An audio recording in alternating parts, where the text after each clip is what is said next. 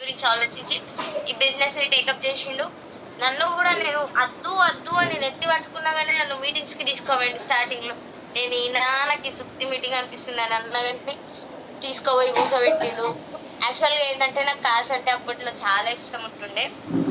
So మాది పాత car Ford ఉంటుంటే అరౌండ్ అది కూడా 10 lakhs అట్లా ఉంటుంది. సో పోయిన సడన్ గా విజయరాజు సార్ జాగ్వార్ చూడగానే నాకు మైండ్ పోయింది.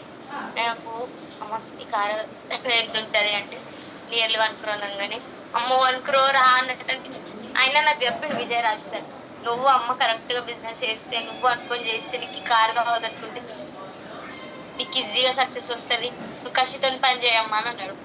ఆ రోజు మా డాడీ నన్ను లాక్కపోతుండే మీటింగ్. ఆ రోజు నన్ను మీటింగ్ కి తీసుకో, నన్ను మీటింగ్ కి తీసుకోవాలని నేను స్టార్ట్ చేసిన.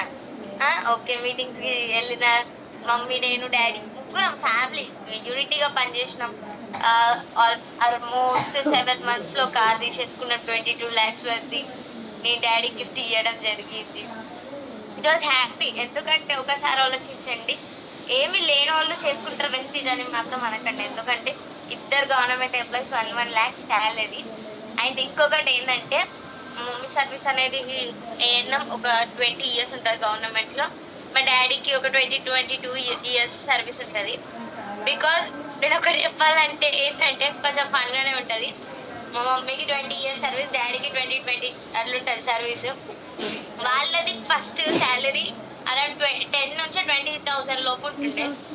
1 lakh చెక్ రావడానికి వాళ్ళకి 1 lakh శాలరీ పెరగడానికి మాక్సిమం 20 years పట్టింది. నేను ఈ బిజినెస్ లో నా చెక్ 105 rupees తో స్టార్ట్ అయింది. వితిన్ 12-13 months లో 2 lakhs చెక్ దాటిందంటే ఒకసారి ఆలోచించండి. It was very happy. ఎందుకంటే మా పేరెంట్స్ కన్నా నేను ఎక్కువ తీసుకున్న చెక్, ఎక్కువ తీసుకున్న మనీ అని చాలా హ్యాపీ అనిపిస్తుంది. అండ్ నేను ఇంకొకటి ఏం చెప్తున్నానంటే వెస్టీజ్ లో మీరు ఒక మాట అనే ముందు దాని బ్యాక్గ్రౌండ్ చూడండి. ఎంత మంది గవర్నమెంట్ జాబ్ లో వదులుకొని కూడా బిజినెస్ లోకి వచ్చి చేస్తున్నారు. రిజైన్ చేసి